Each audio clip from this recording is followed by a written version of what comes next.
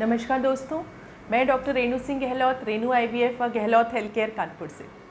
आज हम लोग बात करेंगे हिस्ट्रोसैल्पिंजोग्राफी यानी कि HSG, एक इम्पॉर्टेंट टेस्ट जिससे हम ट्यूबल पेटेंसी या फेलोपियन ट्यूब खुली है कि नहीं यह पता करते हैं।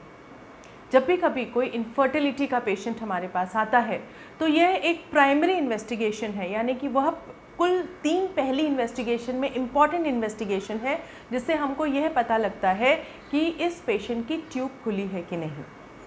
यह टेस्ट इसलिए इम्पॉर्टेंट है क्योंकि यह जानना अत्यंत आवश्यक है कि फेलोपियन ट्यूब क्या चीज़ है। फेलोपियन ट्यूब यानी कि एक वो कॉन्ड्यूट है, एक वो रास्ता है जो बच्चेदानी से ओवरी में फूटने वाले अंडे को लेकर बच्चेदानी तक आता है। तो अंडा जब फूटता है तो वह ट्यूब द्वारा लिया जाता है एक सक्शन मैकेनिज्म से। ट्यूब में आने के बाद वह अंडा करीब 24 से 48 घंटे तक जीवित रहता है। करीब पीरियड के 14वें दिन वो अंडा फूटता है अप्रॉक्सीमेटली, अगर आपकी पीरियड साइकिल 28 से 30 दिन की है तो। फूटने के बाद वह ट्यूब में आएगा, ट्यूब में 24 से 48 घंटे तक जिंदा रहेगा। इस दौरान संपर्क करने से जो शुक्राणु यहाँ वजाइना में इकट्ठे हुए हैं वो अंदर की तरफ आएंगे अगर पूरा रास्ता खुला है तो, और अंडा शुक्राणु आपस में ट्यूब में के एम्पुलरी पार्ट में ही मिलते हैं। तो ट्यूब वो इम्पॉर्टेंट ऑर्गन है, वो पार्ट है जहाँ पर फर्टिलाइजेशन होता है। तो ट्यूब का ना सिर्फ खुला होना ज़रूरी है, उसकी पेटेंसी के साथ साथ उसकी फंक्शनल कैपेसिटी यानी कि ट्यूब की पूरी स्ट्रक्चर, उसका पूरा जो उसका नॉर्मल कोर्स है वो होना चाहिए, और उसके अंदर छोटे छोटे रोए होते हैं जो अंडे को लुढ़काते हुए और शुक्राणु को उस तक ला के उसके बाद नया अंडा बनने के बाद बच्चेदानी तक लेके जाते हैं। उनका ठीक होना भी इक्वली इम्पॉर्टेंट है। फेलोपियन ट्यूब करीब 10 सेंटीमीटर लंबी होती है। इसके 4 भाग होते हैं।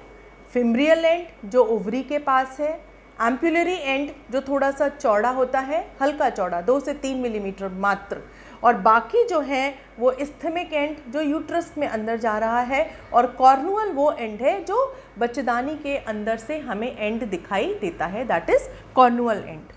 तो जब HSG करते हैं तो हमको पता चलता है कि ट्यूब पूरी तरीके से दोनों खुली हैं कि नहीं, और अगर नहीं खुली हैं तो किस लेवल पे बंद है, एक बंद है कि दोनों बंद हैं। अगर कॉर्नुअल यानी कि जहाँ ट्यूब बच्चेदानी में खुल रही है उस लेवल पे बंद है तो उसको कॉर्नुअल कहते हैं। उससे थोड़ा सा आगे जब ट्यूब बच्चेदानी के अंदर धसी हुई है, उसका जो ल्यूमन है मात्र 1 मिलीमीटर का, वहाँ पर बंद है तो वो इस्थेमिक एंड कहते हैं। उसके आगे जहाँ पर थोड़ा चौड़ा भाग है, यहीं पर अंडा शुक्राणु मिलते हैं, फर्टिलाइजेशन होता है, बहुत इंपॉर्टेंट पार्ट है, इसको ampullary end of the tube भी कहते हैं। और सबसे आखिरी भाग फिम्ब्रियल एंड, जिसमें ऐसे छोटी छोटी उंगलियों की तरीके से फिम्ब्रिया होते हैं, इसको फिम्ब्रियल एंड कहते हैं, जो ओवरी के पास में होना चाहिए अगर अंडा फूटता है उसको सक्शन से सक करने के लिए। तो ट्यूब इतना इम्पॉर्टेंट पार्ट है। HSG एक इम्पॉर्टेंट इन्वेस्टिगेशन है जिसमें हम कुछ इस तरीके की, ये एक बहुत ही पतली सी ट्यूबिंग है, और इस पतली ट्यूबिंग को हम सर्विक्स के रास्ते बच्चेदानी के अंदर डालते हैं, ठीक है, और इसके बाद हम इस ट्यूब को बच्चेदानी में ये रेस्ट करे तो आप ये दे सकते हैं कैसा गुब्बारा जैसा फुला देते हैं जिससे कि ये बाहर की तरफ ना आए, और फिर दूसरे एंड से हम डाई पुश करते हैं। डाई जो है वो एक रेडियो ओपेक डाई है। 2 तरीके की डाई आती हैं, वाटर बेस्ड और ऑयल बेस्ड, और इन डाई को पुश करते समय उसी समय इस तरीके का एक एक्सरे खींचा जाता है। और एक्सरे बेहतर है कि अगर डिजिटल हो। एक्सरे में ये देखा जाता है, मुझे लगता है आपको दिखाई दे रहा होगा, एक्सरे में ये देखना है कि यूट्रस की कैविटी कैसी है। यूट्रस जो एक ट्रायंगुलर फॉर्म में होनी चाहिए उसकी कैविटी पूरी है कि नहीं, अंदर कहीं कोई छोटी मोटी गांठ या पॉलिप है तो वो भी इसमें दिखाई देती है। बच्चेदानी का साइज़ अगर यूट्राइन कैविटी का छोटा है तो वो भी समझ में आता है। आधी है, 2 भागों में विभाजित है, या बच्चेदानी के अंदर कोई पर्दा है, यह सारी चीज़ें भी हम HSG में पता कर सकते हैं। अब इसके बाद हम लोग आते हैं कि भाई ट्यूब कैसी है।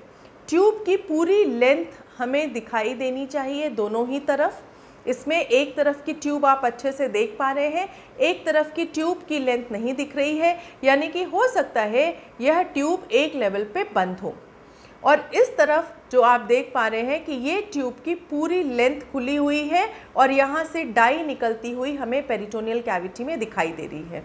इस तरीके से हम कम से कम यह तो पता कर सकते हैं कि ट्यूब खुली है कि नहीं खुली है। और यहाँ पर हम पेरिटोनियल कैविटी में यानी कि पेट के अंदर अगर हमें फैलती हुई डाई दिखाई देती है तो ये समझ में आता है कि हाँ ट्यूब खुली है। तो HSG इम्पॉर्टेंट इन्वेस्टिगेशन है, यस, और हमें यह पीरियड के 5वें से 10वें दिन के बीच में करानी होती है। पीरियड साफ़ होने के बाद का जो 5 दिन का समय है वो बेस्ट टाइम है जब यह टेस्ट हम लोग करके देखना चाहते हैं, क्योंकि अंदर की जो एंडोमेट्रियल लाइनिंग है वो बहुत पतली होती है और टेस्ट करना आसान होता है। किन लोगों को ये टेस्ट कराना चाहिए? वो सभी महिलाएं जिनको 1 साल संबंध बनाने के बाद भी प्रेगनेंसी नहीं आ रही है या बच्चा होने के बाद अब दोबारा से वो कंसीव नहीं कर पा रही हैं। मुझे लगता है ये टेस्ट बहुत ज़रूरी है उनके लिए। पीरियड से साफ़ होने के बाद ये टेस्ट कराना चाहिए। किनको नहीं कराना चाहिए? अगर आप गर्भवती होने की आशंका है तो बिल्कुल ना कराएं। कभी किसी डाई से आपको कोई रिएक्शन हुई है तो जहाँ भी आप कराने गए हैं आप बताइए कि आप किसी पर्टिकुलर डाई से एलर्जिक हैं, या बच्चेदानी में सूजन है, या पेड़ू के रास्ते में दर्द, जलन, खुजली है, या बच्चेदानी के मुहाने पे काफ़ी इन्फेक्शन या घाव है। ऐसे सूरत में भी हमें यह टेस्ट नहीं कराना चाहिए। अदरवाइज़ हम जो वजाइना का इन्फेक्शन या सर्विक्स का इन्फेक्शन है वो बच्चेदानी में अंदर पुश करके पेट के अंदर तक ले जाते हैं। हल्का फुल्का दर्द होना इस टेस्ट के बाद अच्छी निशानी है, क्योंकि यह बताता है कि आपकी ट्यूब खुली है। और जब डाई पेट के अंदर जाती है तो थोड़ा दर्द होता है, लेकिन उसके लिए हम लोग मेडिसिन देते हैं। कुल मिला के हार्डली 2 से 3 मिनट का प्रोसीजर है। कोई चीरा नहीं आता, बेहोशी की कोई ज़रूरत नहीं है। आप आइए, करवा के निश्चिंत होकर घर जाकर ये पता कर सकते हैं कि अब आपकी ट्यूब का स्टेटस कैसा है। अगर ट्यूब खुली है तो हमारा ट्रीटमेंट ऑप्शंस बिल्कुल डिफरेंट है, और अगर ट्यूब बंद है तो शायद इसके बाद लैप्रोस्कोपी और हिस्ट्रोस्कोपी करके ट्यूब खोलने की एक कोशिश अवश्य करनी होती है। और अगर इसके बाद भी ट्यूब नहीं खुलती तो हम सभी जानते हैं कि फिर IVF एक प्रेगनेंसी आने का एक विकल्प है। तो लेकिन ये बहुत ज़रूरी है कि किसी भी तरीके के इनफर्टिलिटी ट्रीटमेंट को शुरू करते समय हम हिस्ट्रोसैल्पिंजोग्राफी जैसा सिंपल टेस्ट अवश्य कराएं। और अगर आपको लगता है कि आपकी जानकारी में वृद्धि हो रही है और ज़्यादा से ज़्यादा लोगों को ये जानकारी प्रेषित करनी चाहिए, तो ज़रूर से हमारे चैनल को लाइक कीजिए, शेयर कीजिए और सब्सक्राइब कीजिए।